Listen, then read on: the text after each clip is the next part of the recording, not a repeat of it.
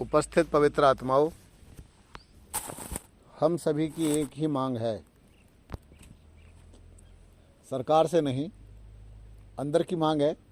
हम किससे कहना चाहते हैं, क्योंकि हर बात तो सरकार से नहीं कही जा सकती कि हमें बढ़िया स्वास्थ्य दो, बढ़िया स्वास्थ्य दो। तो ये स्वतः ही अंदर से हमारी अपनी इच्छा है कि हमें अच्छा स्वास्थ्य चाहिए, क्योंकि स्वास्थ्य अगर परफेक्ट नहीं है, एक ऑर्गन भी सही काम नहीं कर रहा है, शरीर के अंदर थोड़ा भी हार्मोन्स डिसबैलेंस हो रहा है, तो सारा जीवन अस्त व्यस्त हो जाता है, पूरा का पूरा। तो आपकी मांग पूरी हो सकती है, और इसे पूरा कौन करेगा? आप ही करेंगे। इसे पूरा करने के लिए हमें कुछ पहले आंखें बंद करना चाहिए और चिंतन करना चाहिए। चिंतन क्या करना चाहिए कि प्रातःकाल में जब मेरी आंखें खुली थी, कई लोगों की तो प्रातः होती ही नहीं है, आधी रात में सोते हैं और आधे दिन में उठते हैं, पड़े रहते हैं। ठंडी ठंडी एसी की हवा लग रही है और उसमें भी कंबल वम्बल ओढ़ आड़ करके गर्मी के दिनों में आहा क्या आनंद ले रहे हैं पूरा। तो वो जो लाइफ है, वो लाइफ डिसबैलेंस करने वाली है, संतुलन बिगाड़ने वाली है। तो प्रातःकाल में आप उठे तो प्रातःकाल से लेकर के रात्रि तक आपकी दिनचर्या क्या रही, क्या किया आपने अपने लिए क्या किया, निजी व्यक्तिगत अपने लिए क्या किया, परिवार के लिए क्या किया और समाज के लिए क्या किया। पता चलेगा, अरे यार मैं तो जब अपने लिए नहीं कर पाया ढंग से, तो परिवार के लिए अच्छा क्या करूँगा। जो व्यक्ति अपने स्वयं के लिए अच्छा कर सकता है, तो परिवार के लिए भी अच्छा कर पाएगा, अच्छा चिंतन कर पाएगा। परिवार के बीच में सबसे बड़ी बात है, बीमार होकर के नहीं रहेगा। परिवार को अगर आप कोई गिफ्ट देना चाहते हैं तो अपना बढ़िया मुस्कुराता हुआ चेहरा रखिए, या बढ़िया सिर से लेकर पैर तक आपका स्वास्थ्य बढ़िया दिखाई देवे, और आपको सब लोग आइडल माने, आदर्श माने। ये सबसे बड़ी सौगात है आपकी। तो जब परिवार के लिए, जब अपने लिए कुछ नहीं कर पाए तो परिवार के लिए नहीं कर पाएंगे, और जब परिवार के लिए भी ढंग से नहीं कर पाए तो समाज के लिए तो करेंगे क्या। समाज के लिए भी चिंतन आएगा ही नहीं। ऐसे गप्पे लड़ा लोगे बैठ करके, कहीं आवश्यकता पड़ी थोड़े बहुत गप्पे लड़ाने में क्या लगता है, लेकिन प्रैक्टिकल रूप से कोई आप क्रांति लेकर के आएंगे या उसके कुछ करता धरता बन जाएंगे, ये इसमें संदेह रहेगा सदैव। जब आप स्वयं अच्छे होते हैं तो मुझे लगता है कि फिर आप सभी कामों को बढ़िया कर लेते हैं। तो प्रातःकाल में कई लोगों की तो प्रातः होती है पर नहीं होती। प्रातः उसकी होती है जो प्रातःकाल में उठता है, और प्रातःकाल में उठने के लिए पहले जल्दी सोना पड़ेगा। आप वही एक दूसरी दुनिया में एक कुछ नशा कुछ अलग ही ढंग का है, और ये कुछ ऐसा नशा है कि जो खुद भी कंफ्यूज है, यार करें क्या, समझ में कुछ नहीं आ रहा। और प्रातः जब प्रातः हो जाती है, ब्रह्म मुहूर्त हो रहा है, और कितना सन्नाटा, कितना बढ़िया ओजोन से स्पर्श करती हुई कुछ वायु आ रही होती है, ऐसे करके आनंद दे रही होती है, और आप गहरे तान करके सो चादर तान के बढ़िया मज़े के साथ सोए हुए होते हैं। और उस समय जिस व्यक्ति ने आंखें खोली फट से और बिस्तर दिया त्याग, ठीक है, थोड़ा सा मुंह में पानी भरा और आंखों पर छींटे मारे, ठीक है, छींटे मारे और फ्रेश हुए, और होने के बाद में हाथ पैर मुंह धो करके तैयार होकर के आसन उठाया और चुपचाप शांतिपूर्ण तरीके से या तो छत पर बैठ गए, बालकनी में बैठ गए, घर के आंगन में बैठ गए, या किसी कोने में जाकर बैठ गए। चुपचाप शांत होकर के बैठ जाइए। जो बैठता है थोड़ा सा ऊर्जा मिलनी प्रारंभ होगी, आज नहीं कल, कल नहीं परसों, निश्चित रूप से वो दिव्य शक्तियाँ कुछ प्राप्त होने प्रारंभ हो जाएंगी। और जैसे जैसे दिव्य शक्तियाँ प्राप्त होंगी, वैसे वैसे आपके ललाट पर, आपके चेहरे पर कुछ चमक अलग ही होगी, आंखों में भी चमक बढ़नी शुरू हो जाएगी, आपका जो स्किन टोन है ये अपना भी चेंज होनी शुरू हो जाएगी। आपके अंदर जो एक ना परिवर्तन की लहर आएगी, वो एक विलक्षण परिवर्तन होगा। जो आज की लाइफ है और उस जिस लाइफ की मैं बात कह रहा हूँ, तो उसमें गया क्या हमारा? गया तो कुछ नहीं। इसीलिए नहीं गया क्योंकि कुछ खर्च नहीं कर रहे हैं, बस केवल इतना है कि ब्रह्म मुहूर्त में जाग करके चुपचाप शांत होकर के बैठना चाह रहे हैं। बैठे हैं आप, वो शांत होकर के बैठना ही आपको कुछ ऐसा दे के जाएगा जो बिल्कुल अनूठा होगा, निराला होगा। उसके बाद में लगा भाई यार अब तो काफ़ी समय हो गया है, चलो अब उठ जाते हैं। थोड़ा सा थकान सी भी होने लगी है, थकान होने लगी है, थोड़ा सा आपने एक्सरसाइज की, कुछ प्राणायाम किया बैठ के कुछ। उसके बाद में फिर अपने स्नान आदि से निवृत्त होकर के जब देखा कि अब तो लालिमा आ रही है इधर आकाश में, ऐसा ना, अब चिड़िया चहचहा रही। उससे पहले पहले अपने बहुत बड़ी प्रॉपर्टी, बहुत बड़ी कमाई कर लिया आपने। जब ये सब लोग उठते हैं ना सो करके, तब तो योगी लोग कमाई करके अपना चुपचाप शांत हो चुके होते हैं। ये तो बचा हुआ मिलता है, जो कुछ मिलता है बचा हुआ, कि चलो तो अब तुम भी करो कुछ। तो उसके बाद पक्षी, चिड़िया चहचहा रही होती हैं, इस डाल से उस डाल, इस तरह से वो अपना क्या बोलते हैं उसको, कलरव, कलरव उनका एक बड़ा मधुर कलरव आनंद देने वाला होता है। तो वो जो एक आनंद है वो कुछ अलग ही तरह का है। हम लोगों के भाग्य में है तो सही, जाना कहीं भी नहीं था, भाग्य में है, लेकिन हमने अपने भाग्य को पता नहीं एक अजीब ढंग से लेके जा रहे हैं। इसके साथ ही कुछ अपने लिए आपने इतना कर लिया, वॉक करने के लिए निकल गए। एक व्यक्ति को कम से कम 10 से लेकर के 15,000 कदम प्रतिदिन चलना चाहिए। कल अपना टाइम देख रहे थे, मेरे इतने कदम हो गए। तो इतना कदम आपको प्रतिदिन चलना ही चाहिए। जो चलेगा वो बढ़ेगा, चलेगा नहीं तो रुका रहेगा। आपके कदमों में चुस्ती कब आएगी? जब आप चलना प्रारंभ करेंगे।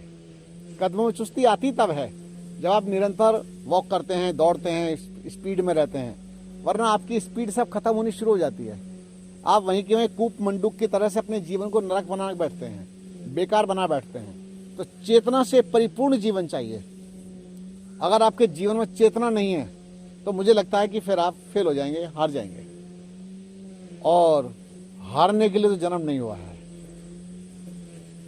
हम अपनी जिंदगी को अपनी ढंग से हार जाते हैं, और फिर जब हम जीवन अच्छा नहीं जी रहे होते तो फिर सोचते हैं कि चलो अब तो शरीर में विकृति आ गई है, किसी परामर्शदाता के पास चलें। अब परामर्शदाता आपके भी गुरु बैठे वहां, उनका खुद का जीवन अच्छा नहीं। सच्चाई बता रहा हूं आपसे। एक बात मेरे ध्यान से समझ लीजिए, मैंने प्रातः काल में एक बात कही थी कि जो व्यक्ति स्वयं में सदा हुआ होगा वही साधने का साहस रखता है। ये बात बताई थी मैंने। अगर माँ स्वयं में सधी हुई होगी तो बच्चे पर उसका प्रभाव सकारात्मक आएगा।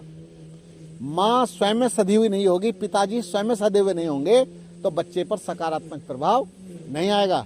यद्यपि बाहर जिन बच्चों के बीच में रहते हैं वो जहाँ, तो उनका भी प्रभाव आता है, साथियों का प्रभाव भी आएगा। क्यों?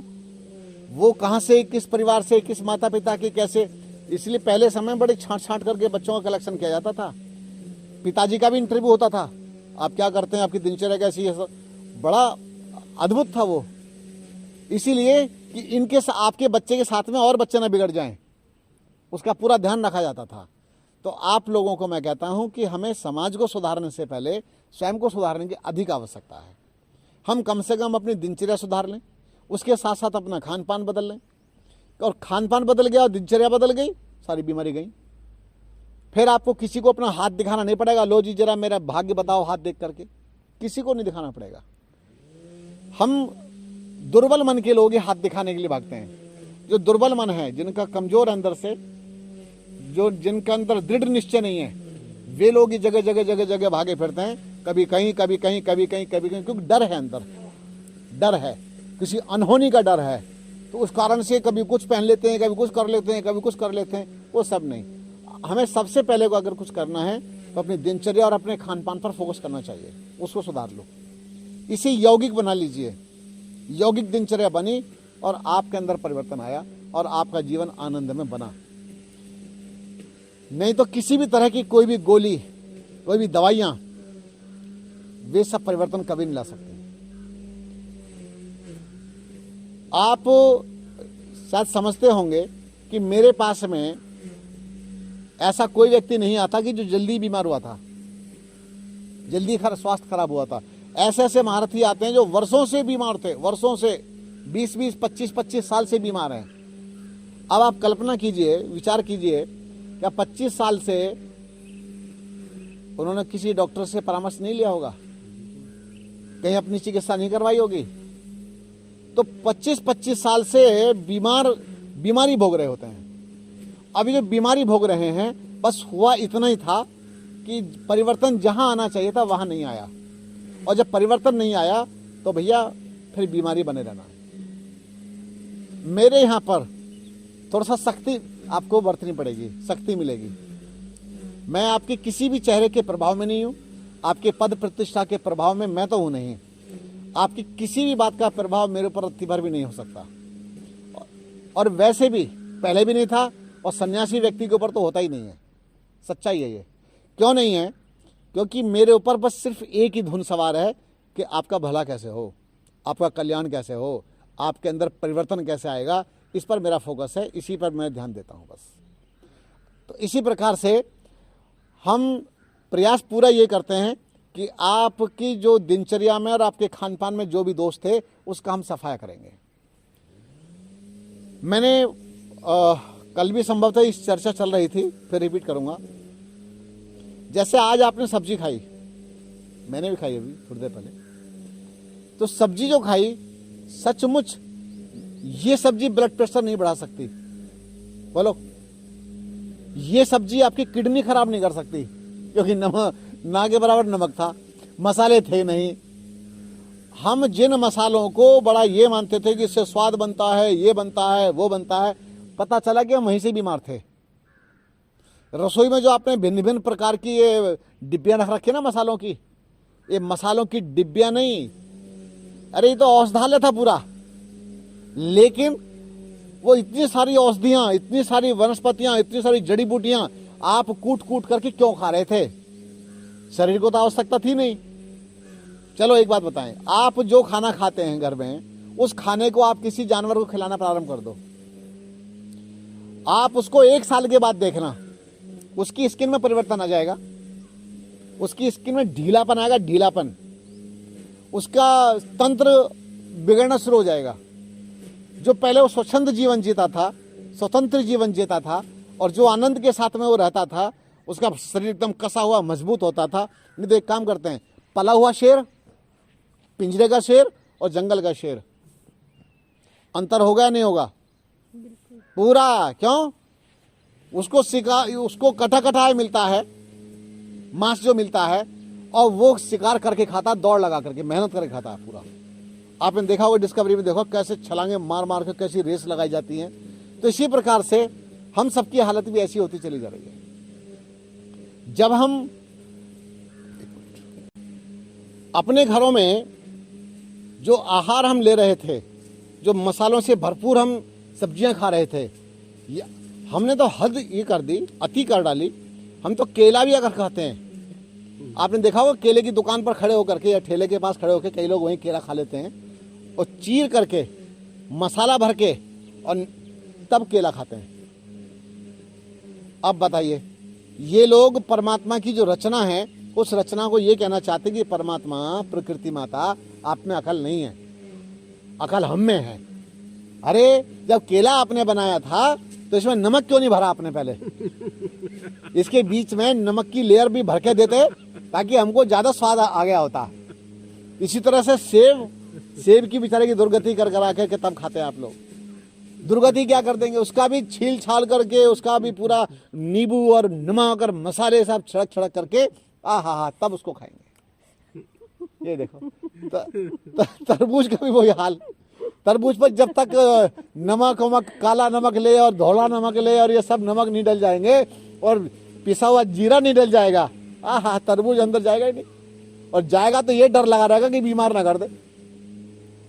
डर है कि वो बीमारी ना बना दे। हमने तो सब्जियों को भी बिगाड़ बिगाड़ के खाया और फलों को भी बिगाड़ बिगाड़ के खाया है। अब बोलो, हमें अकल नहीं थी? हाँ, पता नहीं था, हमें पता तो था, लेकिन तुम्हारी जीभ जो थी ना, जीभ, ये बड़े चटपटी चीजों को खाने की आदत थी और फंस गए मेरे जैसे के चक्कर में। अब ना तो खावे ना खान दे, उबला उबला खिलावे। अब देखे तुम्हारी जीभ कहां से मसाले मांगेगी। सुनवाई भी नहीं, माता जी तो बहुत टाइट है वो। माता जी वशीन देने वाली। तो परंतु इसका जो नियंत्रण है ऐसे ही स्थान पर हो सकता है। ये तो सौभाग्य मानिए कि आप ऐसे स्थान पर आ चुके कि जहां पर वास्तव में एकदम स्पष्ट और खरा खरा जीवन दिया जाता है। आपको वास्तविक जीवन देने की और जीवन जीने की कला या उस तरह का रास्ता दिया जा रहा है। तो एक बात ये सिद्ध हो गई है कि शरीर में मसालों की आवश्यकता बिल्कुल भी नहीं है। एक व्यक्ति का खाना खा लिया, खूब डांट डांट के खाना खाया और फिर मुंह में लौंग भी डाल रखी है और क्या बोलते हैं उसको, वो दाने दूने से आते हैं ना, इलायची। इलायची, इलायची और कुछ डालते हैं, दाल सी आती है कोई, वो दालचीनी नहीं। चलो मुंह में डालते हैं, क्यों डाल रखी है भाई? वो थोड़ा पच जाएगा। सौंफ भी डालते हैं, मिश्री भी डाल देते हैं। तो बोले क्यों डाल रहे? बोले खुशबू आएगी मुंह में से और ये खाना पच जाएगा। अब इनसे ये पूछो बुद्धिमान से, भैया एक बात बताओ, खाने को भूख पचाती है या सौंफ पचाती है? भूख से खाना पचता है या सौंफ खाने से पचता है? और जब तुमको ये लगता है कि ये खाना पचेगा नहीं तो तुम खाया क्यों? सीधी बात है, जो आपको लग रहा है कि सौंफ खानी पड़ेगी तो मैं ऐसा खाने क्यों खाऊंगा, मैं तो नहीं खा रहा, सौंफ खानी पड़ेगी इसके बाद। तो सौंफ से खाना नहीं पचता। जब आप कठोर परिश्रम करके, जब आपको बहुत जोर की भूख लगी होती है, जब आप भोजन करते हैं तो वो खाना पच जाता है, वो हानि नहीं करता। और रही बात मुंह में खुशबू आने की, तो खुशबू आई क्यों रही है? इसका मतलब यह है कि तुम्हारे अंदर गंदगी जमा है, एसिड सड़ रहा है, कफ सड़ गया अंदर, आंतों में मल सड़ रहा है, तभी अंदर से मुंह में से बदबू आ रही है। और फिर फव्वारा सा मारता है मुंह में ऐसे करके, फर फर, है ना, देखा होगा फव्वारे मारते हुए। क्यों मार रखे? अरे मुंह में खुशबू आती है, लोगों के बीच में जाते हैं ना तो फूल से झड़ने चाहिए। अरे फूल सारे केमिकल सूंघ करके और केमिकल को अपने अंदर डाल करके सोचते हैं कि अब अंदर से खुशबू आ जाएगी। बदबू तो अंदर से आ रही है और खुशबू यहाँ लगा रहे। तो याद रखना, ये सब तरीके गलत है। खाने पीने पर आपको पूरा ध्यान रखना पड़ेगा। खान पान अगर आपका सुधर गया, दिनचर्या सुधर गई, तो मुझे लगता है कि किसी डॉक्टर की, किसी वैद्य की, किसी पंडित की, किसी की आवश्यकता नहीं। पंडित का मतलब इस नाम में इसलिए लिया मैंने, या किसी मौलाना की, वो हाथ दिखाने के लिए, भाग दिखाने के लिए, या मैं अपने भूत प्रेत उतरवाने के लिए, सारे भूत उल्टे उतार दोगे अगर मेरी बात आपको समझ में आ गई। तो इसीलिए गलत जीवन जीने से आपको बचना है। वो बहन ने वो लेटना चाह रहे हैं, बाबूजी लेटना चाह रहे हैं। लेट जाइए, लेट जाइए, आप लेट जाइए, लेटिए लेटिए। आप थोड़ा इधर हो जाइए, आप इधर जाओ, आप उधर सरक जाओ। गुरुजी कूल्हा टूटा का लिगामेंट पड़ा है। तो इसीलिए ये सारी बातें आपके सामने हुई। अब कुछ बात आती है और चाय चमत्कारी चीज है। हमारे मामा फूफा यहाँ आए थे कब्जा करने के लिए, वो अंग्रेज लोग, वो जो आए थे यहाँ पर, हमको एक बूटी दे के गए थे। जर्मनी से अपने साथ में लेकर के आए थे, जहाजों में भर भर के लाए थे पौधे, और हमारे भारत में रोप दिए उन्होंने आकर के, और हमको भी पिला करके गए। मेलों में, बाजारों में फ्री चाय पिलाई थी कभी। और हमारे देश के लोग जो छाछ पीने वाले थे, बढ़िया कड़ा हुआ दूध पिया करते थे, मक्खन खाया करते थे, घी खाया करते थे। अब घी और मक्खन तो पचता नहीं है, ठीक है, और अब चाय, दिन भर में चाय चाय चाय, कई कई बार चाय हो जाती है। और कॉफी मिल जाए तो फिर बात ही क्या है, क्यों देवी जी? कॉफी का तो आनंद ही अलग है, और वो भी कोल्ड कॉफी मिल जाए। ऐसे फंसे मामा फूफा फंसा के चले गए। तो ये जो चाय का रोग लगा है, खतरनाक रोग है, ये भयंकर बीमारी है। ढेरों बीमारियों की जन्मदाता तो केवल अकेली अकेली चाय है, ये समझ लो। क्यों? क्योंकि चाय जब यहां से नीचे जाती है ना, एक तो सबसे पहले चीनी होती है उसके अंदर। आप कह लो हम तो शुगर फ्री चाय पीते हैं। अच्छा, अभी बताता हूं। पहली बात तो चीनी घातक, और चीनी अगर आपने नहीं डाली तो जो चाय की पत्ती है ना, केवल पत्ती, उसके अंदर 11 जहर होते हैं, 11 पॉइजन्स। वो नीचे उतरते ही डाइजेस्टिव सिस्टम को खतरा पैदा कर देते हैं, भूख को जाते मार देते हैं, सारे के सारे पॉइजन। चाय पीने के बाद में भूख नहीं लगती, भूख मर जाती है, एक बात। अब इसके बाद चाय स्किन पर गलत प्रभाव डालती है, त्वचा पर। दाद, खाज, खुजली, एक्जिमा आदि आदि कई सारी समस्याएं केवल चाय पीने से लीवर को खराब कर देती है, डाइजेस्टिव सिस्टम का भट्टा बिठा देती है, उसको खराब कर देती है। इसी के साथ साथ चाय होठों पर कालापन लेके आती है, कालापन नहीं पीनी चाहिए। और सिर का दर्द बढ़ाने का काम करती है, घटाती नहीं है। आपको तो लगता है कि अरे जब सिर में दर्द था हमने चाय पी एकदम ठीक हो जाते हैं, होता ही क्यों है? ब्लड प्रेशर बढ़ाती है चाय, और कॉफी उससे हाई लेवल की चीज है। वो चाय छोटे लोगों की चीज है और कॉफी बड़े लोगों की चीज है। तो इस तरह से ये दोनों की दोनों चीजें हमारे लिए घातक हैं, खतरनाक हैं। अब आप कहेंगे इतनी कंपनी और इस तरह का सब, ये डस्ट बेच रहे हैं, सारे के सारे कचरा बेच रहे हैं, कचरा, कुछ नहीं इनके पास। आपको बताता हूं कि चाय अंग्रेजों के लिए अच्छी थी, क्योंकि जहां पर वो रहते हैं -20-40 टेम्परेचर, इतना डाउन टेम्परेचर वहां रहता है, और वहां रहने ऐसे अवस्था में रहने वालों का बीपी लो हो जाता है।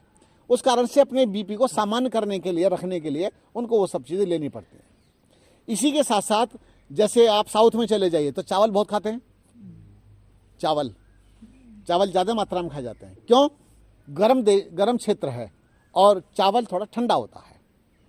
तो इसी तरह से क्लाइमेट के अकॉर्डिंग परमात्मा ने, प्रकृति ने वहाँ पर वैसी वस्तुओं को प्रचुर मात्रा में दिया होता है, ताकि आप उनका सेवन करके स्वस्थ रह सकें।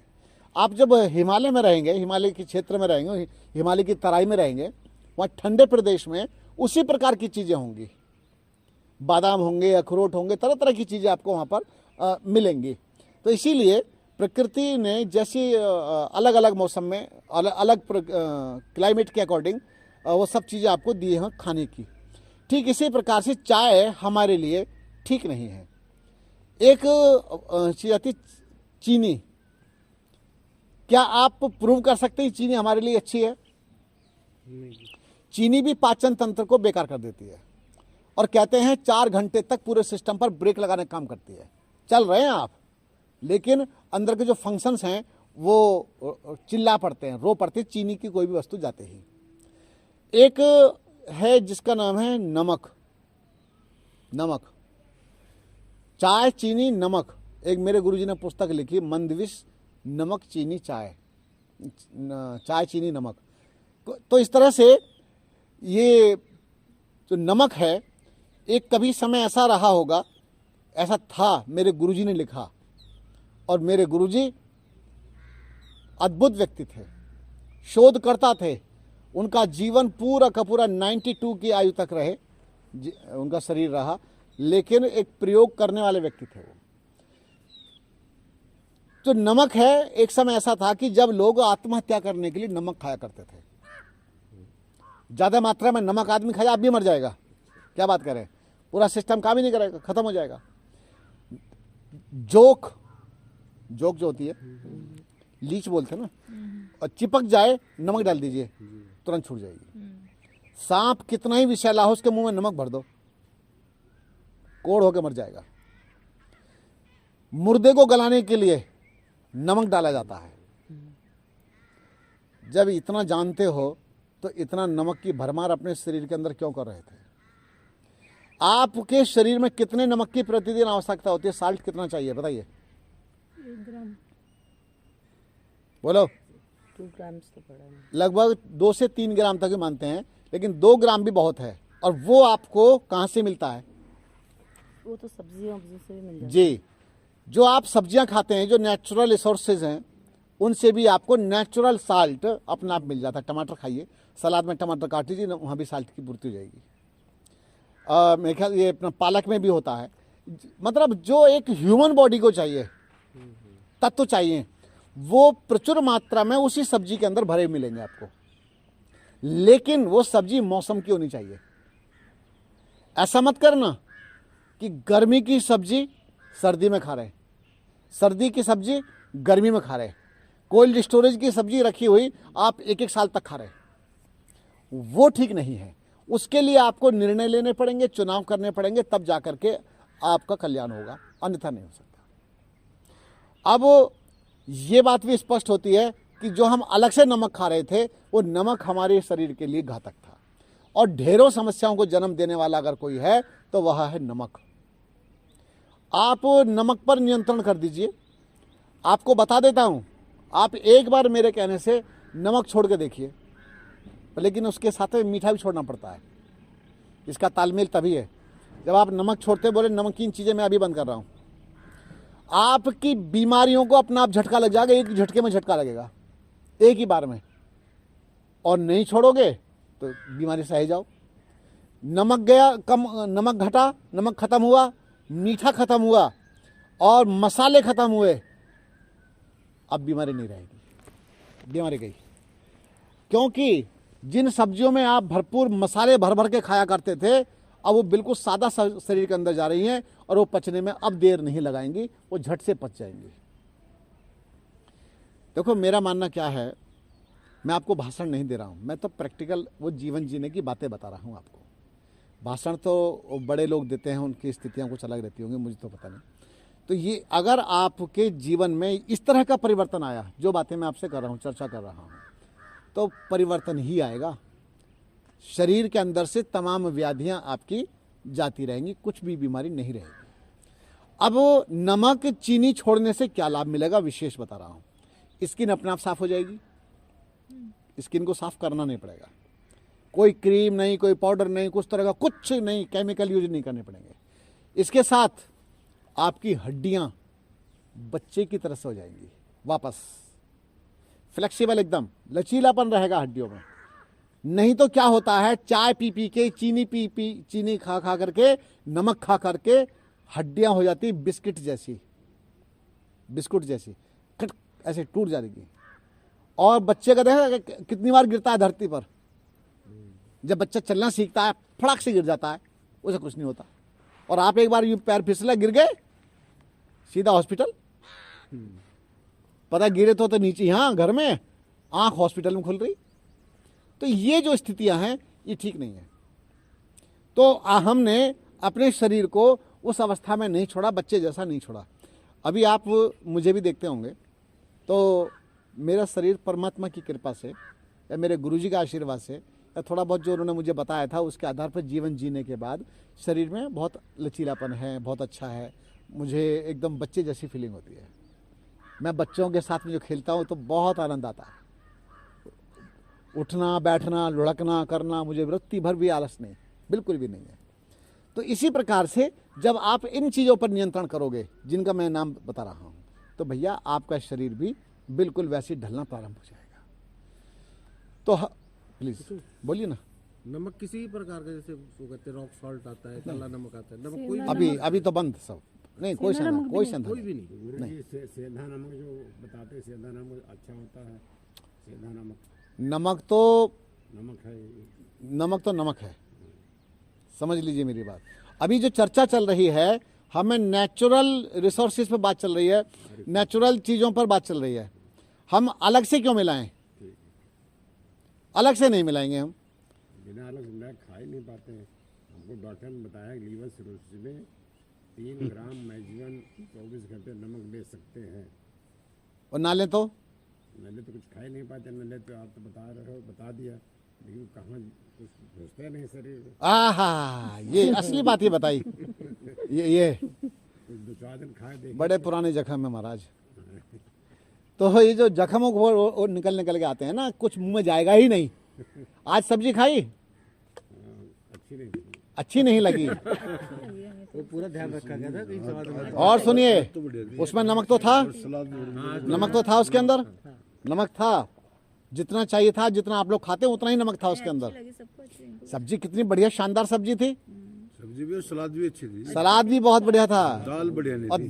दाल मुझे तो क्या बात मुझे भी करें। दाल अच्छी लगी। अच्छा, अब ये है कि इसीलिए मैं आपको बताता हूं कि जो भी चीजें आपको बताई जा रही हैं ये ही परफेक्ट है, जीव के कारण ही बीमार हो सारे के सारे, ये समझ लेना। जीभ को काट देते हैं। लेकिन काटना नहीं है, संभालना है। एक बच्चे को ना किसी ने डॉक्टर के कहने में नमक नहीं दिया 2 साल, हाँ जी, उसका बाकी लोगों की तरफ ब्रेन फंगस रिस्पॉन्सिंग जो रिस्पॉन्स टाइम होता है ना वो कम हो गया था बच्चे का। अब आपको मैं बताता हूँ, वो आयोडीन कहते हैं चाहिए। सोडियम सुनिए सुनिए, आयोडीन की मात्रा की जहाँ तक बात आती है उसका कोई विरोध नहीं है। पहली बात तो यह है कि हमारे शरीर में दूध जाना बंद हो गया, दूध जाता भी तो नकली दूध जाता है, ठीक है। घी हमको शुद्ध नहीं मिलता, घी भी हमारे शरीर में जाना चाहिए। मक्खन, कौन सा मक्खन, जो माँ दही बिलोया करती थी ना, और सफ़ेद सफ़ेद जो मक्खन निकला करता था वो मिलना बंद हो गया, ठीक है। और इसी प्रकार से हमें छाछ, बढ़िया वाली जो छाछ होती थी वो छाछ मिलनी बंद हो गई। मर इधर रहे हैं हम लोग, हम जो मर रहे हैं ना इधर से परेशान हैं हम, दिक्कतें यहाँ आ रही हैं। अगर आपको वो चीज़ें मिलनी वापस प्रारंभ हो जाएं, बढ़िया फल मिलने शुरू हो जाएं, बढ़िया बढ़िया चीज़ें आपको मिलनी शुरू हो जाएं, आपको मैं बता देता हूं कि बच्चे का जो ब्रेन है अगर उसका 50% काम करता है तो इसका 200% काम करेगा, पक्की बात बता रहा हूं। अगली बात यह है कि उसको जो नेचुरल लाइफ दी जाएगी, आपने नमक तो बंद कर दिया किसी बच्चे का, ठीक है, लेकिन उसकी लाइफ को चेंज नहीं किया। उसको आपने उसके स्थान पर ना तो खजूर खिलाया, ना दूध पिलाया, ना मक्खन खिलाया, ना दही खिलाया, और उसको ना दौड़ लगवाई, उसको आपने कुछ भी दूसरे काम नहीं करवाए, तो डेवलप नहीं होगा। मैं खुद की बात बताता हूं कि जिस समय मेरे गुरुजी ने मेरा नमक और मीठा बंद किया था, मेरी आयु थी 19 वर्ष। 19 वर्ष की आयु में वहां से भाग के आया था घर से मैं। तो उस समय मेरा नमक तो कई महीने तक बंद रहा, लंबे समय तक मेरा बंद रहा। लेकिन जब मैं गुरुजी के पास आया तो ऐसा नहीं था, हल्का फुल्का नहीं था। मुझे एक मेरा शौक़ था बॉक्सिंग करना, है ना, मार्शल आर्ट सीखना, पुशअप करना। बस एक ही थी बात कि मैं दुर्बल होकर नहीं जीना चाहता हूँ, मैं कमज़ोर होकर नहीं जीना चाहता हूँ, क्योंकि कमज़ोर का जीवन कोई जीवन नहीं होता है। तो इसी दृष्टि से मैं लगा ही रहता था अपने अभ्यास में। परिणाम गुरुजी के पास आ गया तो उस समय तक मेरा शरीर में जैसे ना वो मसल्स वगैरह मेरे फिट थे बढ़िया, जैसे कि नौजवान बच्चे के होते हैं। अब गुरुजी ने पहले नंबर पर ही चाय मेरी ख़त्म कर दी। चाय पीता था 7-8 बार, 7-8 बार तो पीता था, ज़्यादा थोड़ी पीता था। और खूब टिक्कियाँ समोसे वगैरह जैसे बच्चे खाते हैं वो मैं भी खाया करता था। और कुछ मुझे नाम भी पता नहीं था, और मिलता भी था नहीं मिलता था। ये 19 साल पहले, बहुत पुरानी बात हो गया। तो ये इसके बाद जब नमक और मीठा बंद किया तो मुझे ब्रह्मांड दिखाई देना शुरू हो गया। मतलब कि खाऊंगा क्या, बोले जो बनता है वही खाएगा। और गुरुजी के आश्रम में नमक नहीं डलता था और मीठा मिलने का मतलब ही नहीं बनता था। तो गुरुजी एक काम मेरे लिए करते थे, कच्ची कच्ची लौकी खिलाया करते थे। इतनी बड़ी बड़ी लौकी नाश्ते में खिलाया करते थे, खाई से बैठ करके। कच्ची लौकी, और अभी खा जाऊंगा मैं तो, पेठा कच्चा खा जाऊंगा झट से, टिंडे भी खा जाऊंगा, ऐसे ही भिंडी खा जाऊंगा। अभी रखी थी अरबी, उबाल के रख रखी थी, और लड़की थी अंदर। मैंने कि बेटा मैं खा लूँ, इसमें से कोई दिक्कत तो नहीं? नहीं, गला खराब हो जाएगा। मैंने कहा तुम्हारा होगा, और छिलका उतार के खा गए झट से, यूं ही, ना नमक है ना कुछ नहीं, ऐसे ही। तो इसी प्रकार से हमने उस नेचुरल लाइफ का आनंद लिया है, और आनंद लिया है तो आपको आनंद देने की बात कर रहे हैं। अगर आप इस तरह से अपने जीवन को ढालोगे तो निश्चित रूप से लाभ मिलेगा। तो नमक, चीनी, चाय, 3 चीज़ें घातक बताई, और इसके विषय में यही बात बताई है कि आपको ग्लूकोज की मात्रा चाहिए ना। चीनी के स्थान पर चीनी क्यों खाते हैं, मीठा क्यों खाते हैं? ग्लूकोज मिले बॉडी के अंदर, तो फ्रूट्स से आपको भरपूर मिलेगा। मीठे फल खाइए, खूब नाशपाती आ जाएंगे। अभी आम भी धीरे धीरे आना शुरू हो जाएगा। आ गया। सफेद स्टोरेज वाला है अभी तो। चलो अभी बढ़िया आम आएगा, जो दशहरी उसकी शकल देखते ही अच्छा लगता है, बढ़िया लगता है। कितना बढ़िया आम आ गया। जरूरी चीनी जगह पे गुड़ खा सकते हैं, गुड़। चलो गुड़ ले लेना। थोड़ा बहुत जो शहद खाते हैं वो शहद भी ले सकते हैं। अरे नेचुरल तो चीजें बहुत हैं। खजूर ला के रखो, खजूर ला के रखिए, क्या देखो एकदम चेहरा खजूर जैसा बन जाएगा। वेट बढ़ जाता है ना खजूर से। अरे एक दो खजूर से तो क्या आपको तूफान आ जाएगा। तो इस तरह से बढ़िया बढ़िया चीज़ों का चुनाव कीजिए। फल लाइए छांट छांट के बढ़िया बढ़िया, तो देखो खाने के लिए तो बहुत चीज़ें हैं। अब हम केवल चीनी को ही मीठा समझें या नमक को ही नमक समझें, ये बात उचित नहीं है। तो जितना प्राकृतिक जीवन जियोगे उतना ही आपका स्वास्थ्य परफेक्ट रहेगा। रसोई में, घर में चुनाव ये करना है कि मुझे अपने बच्चों को क्या बना के देना है। एक माँ के पास में ये कला होनी चाहिए कि मेरे घर में बड़ी बड़ी आयु के लोग भी हैं और छोटी आयु के भी हैं, सबके लिए मैं परफेक्ट आहार कैसे दे सकूं ताकि इनका स्वास्थ्य बढ़िया रह सके। कच्चा नारियल मेरी एक आदत है, जब भी मैं नारियल पीता हूं, कहीं पर भी अगर ले रहा हूं नारियल, तो मुझे नारियल कौन सा चाहिए, गिरी वाला, जिसके अंदर मलाई मलाई वाला, मलाई। मेरे एक दो बंधे हुए हैं मेरे, जहाँ पर मैं पिया करता हूँ, उसको पता है कि ये वैसे ही लेंगे। मैंने कि अगर किसी में नहीं निकली तो पैसे नहीं दूंगा, देख ले पहले। तो पहले छांट करके निकाल, तो इतनी मोटी गिरी वाला निकाल के देता है, बढ़िया। उसका पानी भी बड़ा मीठा होता है ना, और उसकी जो गिरी है कम, जो मलाई वाला रहेगा उसमें पानी थोड़ा कम। अरे भाई क्या फर्क पड़ता है उसकी, भी तो इतना बढ़िया गिरी बन गई है उसकी, भर जाता है। फुल डाइट है वो। हाँ, पेट भर जाता है, फुल डाइट है। आप उसको तोड़ तोड़ के चबा चबा खा लीजिए। अगर आपके पास खजूर की व्यवस्था है, उस समय थोड़ा बहुत रखा है, तो खजूर के साथ उसको खा लीजिए, क्या आपको पौष्टिक तत्व मिल जाएंगे उससे। हम खा ही नहीं रहे चीज़ों को, हमारे शरीर में वो चीज़ जा ही नहीं रही है जो हमको आवश्यक है जिन चीज़ों की। वो बकवास चीज़, कभी चाइना वालों का खाना खा रहे, कभी अमेरिका वालों का खा रहे। हाँ, हमारे देश में कितनी कितनी बढ़िया चीज़ें खाने मैं की। खाती हूँ रेगुलर क्या? नारियल। मुझे लगा चाइनीज का खा रहे हैं। नहीं, चाइनीज नहीं, नारियल और खजूर ही यूज करती हूँ। क्या बात है। तो इस प्रकार से खाने, अच्छा ड्राई फ्रूट्स एक से एक आते हैं, आप ड्राई फ्रूट्स से अपना काम चलाइए। जितना पैसा आपका ये दवाओं में बर्बाद होता है, उस पैसे को आप ड्राई फ्रूट्स में, फ्रूट्स में, सलाद में और दूसरी चीज़ों में खर्च कीजिए। आपका बिना मतलब यूं ही पैसा इतना फीस में दे के चले आ रहे हैं, काहे की फीस दे रहे? आप खुद के डॉक्टर खुद हैं।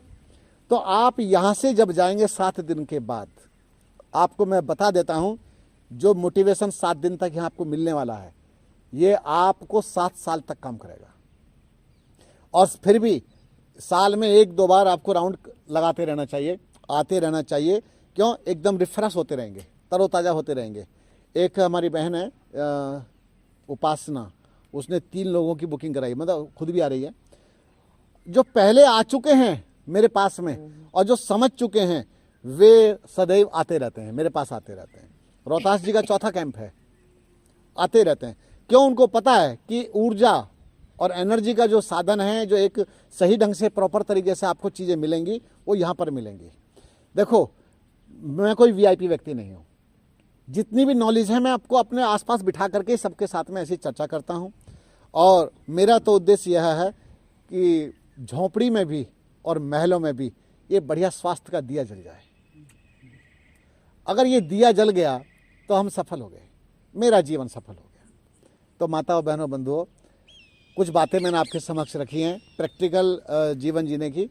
और अच्छा, दूसरा ये है कि हमारे सामने ना एक ये चीज़ आ रही है, जैसे पेय पदार्थ आ रहे हैं बहुत सारे। इन पेय पदार्थ से छुट्टी पाइए। ये कूड़ा करकट अपने शरीर के अंदर मत डालिए, नॉट ए डस्टबिन। ये शरीर कोई डस्टबिन थोड़ी है। इसमें बढ़िया बढ़िया चीज़ें, खाद्य वस्तु डालिए, खूब परिश्रम कीजिए, पसीना निकाल लीजिए, पसीना निकलने दीजिए। कल एक हमारे जो यहाँ पर काम करते हैं ना, अभी जो घास काट रहे थे उधर, तो पता कल क्या कह रहे थे? बोले स्वामी जी, जो इस धूप को सह लेगा वो खड़ा हो सकता है, थोड़ी देर यहाँ काम कर सकता है धूप में खड़ा होकर के, समझ लो कि उसकी इम्यूनिटी बहुत अच्छी है, इम्यून पावर बहुत अच्छी है उसकी। जिससे धूप नहीं सहन होती, हवा सहन नहीं होती, जरा से उसमें जुकाम हो जाता है, ठंड सहन नहीं होती, वो क्या बन गया फिर? वो बन क्या गया?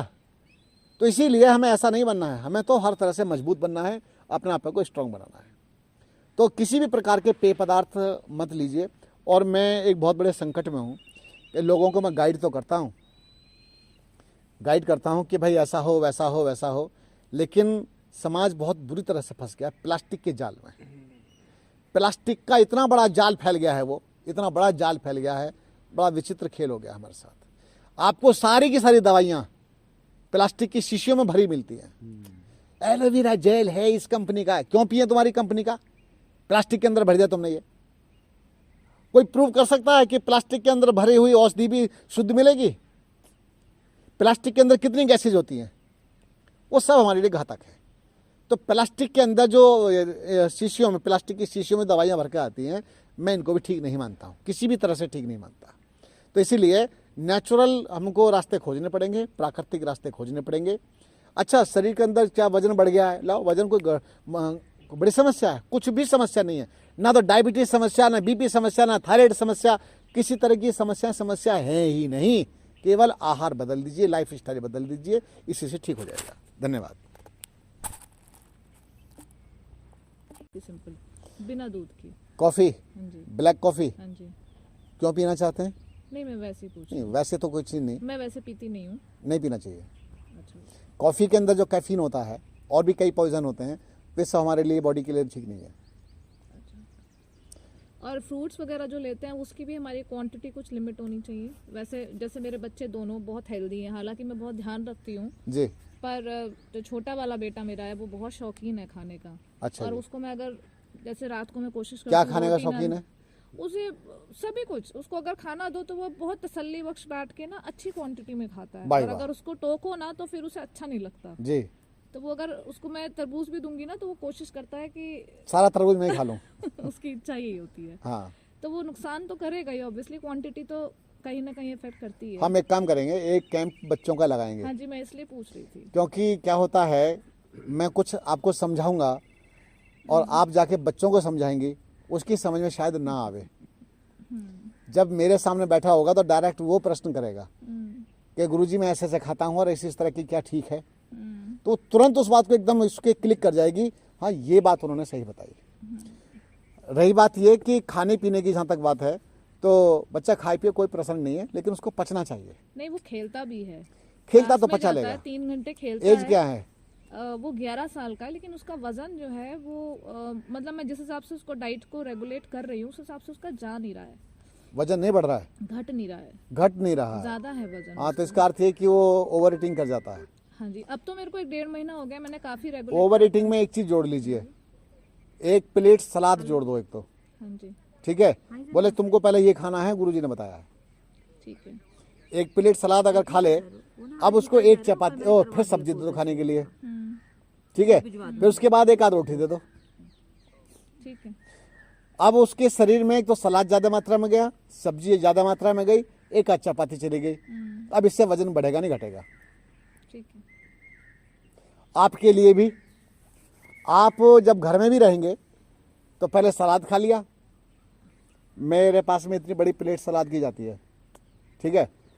और मैंने जैसा बताया था कि मैं मक्का की रोटी खाया करता हूँ प्रायः, या ज्वारी की। ज्वारी कम होती है, मक्का ज़्यादा होती है, और हमें लगभग हर मौसम में आजकल मिलती रहती है, और नहीं भी मिलेगी तो फिर ज्वारी की ले लेते हैं या बाजरे की लेते हैं। हाँ जी, मक्के की रोटी खा सकते हैं। बहुत बढ़िया। और मेरी मक्का की जो रोटी होती है वो थोड़ा सा घर के जो रोटियां बनाते हैं, आपके यहाँ तो बनती है पापड़ जैसी पतली पतली पतली पतली बनती है, फैशनेबल। स्वामी जी की जो रोटियां बनती हैं वो रोटियां होती हैं, उसके अंदर क्या डालते हैं, कुछ पहले कस के, जैसे मूली कस दिया है, या पत्ता गोभी रखा है वही डाल दिया है, या पालक रखा है वो डाल दिया, कुछ भी सब्जी। उनको निर्देश है कि सूखी सूखी रोटी लेकर के नहीं आना है, कि सूखे आटे को हमने ऐसे ही गूंथ करके और उसका रोटी बना के रख दिया, वो नहीं, वो कॉन्स्टिपेशन कर देगा। ठीक है? जब आप सब्जियां डाल के उसके अंदर जब वो रोटियां बनाएंगे, मोटी वाली रोटी, इतनी मोटी जब रोटी बनेगी अच्छी तरह सिकाई होकर के, और वो आनंद है। फिर घी लगाए इसमें। हमको तो चलता है जी। देखो, मैं तो आपके सामने बैठा मक्खन भी खाने का अधिकारी हूँ, घी खाने का अधिकारी हूँ, और मैं तो भैया कितना ही वीगन चिल्ला, मैं तो दूध भी पी जाऊँगा। दही भी मेरे को बढ़िया पचता है और आनंद आता है दही खाने में, और छाछ तो अमृत है हमारे लिए। तो मैं तो अपना वही लाइफ स्टाइल जीता हूँ जो मेरी पहले वाली थी, मैं किसी भी को भी आदर्श नहीं मानता हूँ। जो आजकल ये गायों को समाप्त करने की योजना बना रखी है ना लोगों ने, वीगन वालों ने, तो इनका बस चले तो सारे के सारे गायों को और सारे इन पशुओं को ये जंगलों में छुड़वा देंगे। और छुड़वा तो दी सड़क पर, सब सड़क पर घूम रही गाय। तो इसीलिए आपको अगर शुद्ध दूध मिलता है तो लीजिए। अगर आप व्यायाम करते हैं, प्राणायाम करते हैं, खूब वर्क कर रहे हैं, तो आपको उन पोषक तत्वों की भी आवश्यकता पड़ती है। तो आपको अगर पचता है तो लीजिए। और एक दूध को आम के साथ मिला सकते हैं मैंगो शेक वगैरह बनाने? देखो कई लोग तो मिलाते हैं, मैंगो शेक बनाते हैं। और अगर दूध ये आम अगर मीठा है तो आप उसको घोटें नहीं मिक्सी में। आप क्या करें, दूध लीजिए और उसमें ऐसे निचोड़िए आम को, उसका जो गूदा है ना उसमें मिला करके तब उसका सेवन कीजिए। घोटने के बाद में जो उसके झाग झाग से बन जाते हैं ना, वो हानि करते हैं, वो ठीक नहीं है। और जो आप वैसे निचोड़ लेंगे और उसके अंदर डालेंगे, दूध के अंदर थोड़ा सा मोटा भी रहे तो क्या फर्क पड़ता है, और उसके बाद में आप उसका सेवन कीजिए, बहुत आनंद आएगा, अच्छा लगेगा। या आम को वैसे चूस करके फिर दूध पी जाइए, कोई दिक्कत नहीं। आम और दूध का कल्प भी हमने करवाया है, आम दूध कल्प। तो कई कई किलो आम खा जाता है आदमी, कल्प करता है, कई कई लीटर दूध पी जाता है। वो फिर उपवास के बाद में ये प्रक्रियाएं होती हैं। तो इस तरह से ले सकते हैं, कोई दिक्कत नहीं। और कुछ? मेरे दो प्रश्न है चाय से रिलेटेड। हाँ जी। इसकी जरूरत नहीं है।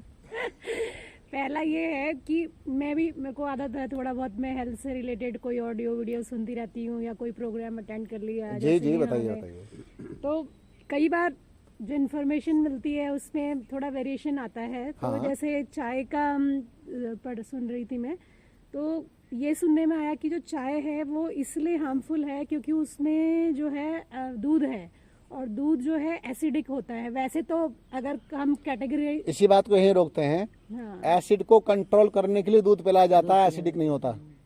लेकिन कहते हैं चाय में मिलने के बाद वो एसिडिक हो जाता है, तो इसलिए वो चाय ज्यादा हार्मफुल दूध की वजह चाय स्वयं एसिडिक है। चाय खुद ही इसलिए acidic दूध भी उसका एसिडिक हो जाता है। से चाय को अगर बिना दूध के बनाए तो कई लोग कह रहे हैं वो हार्मफुल नहीं है, उसको आप कोई प्रूव करके बताएगा?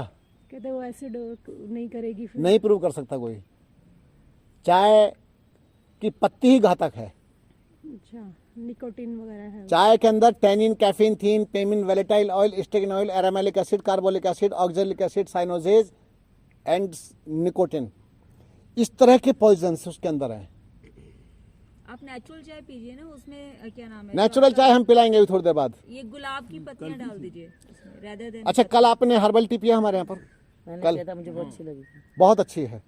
तो इसी प्रकार से हम कुछ प्राकृतिक दूसरे रास्ते खोजेंगे, क्योंकि वो जो चाय की पत्ती जो हमारे यहाँ टाटा बाटा की जो सॉरी बाटा नहीं, वो टाटा की, रेड लेबल।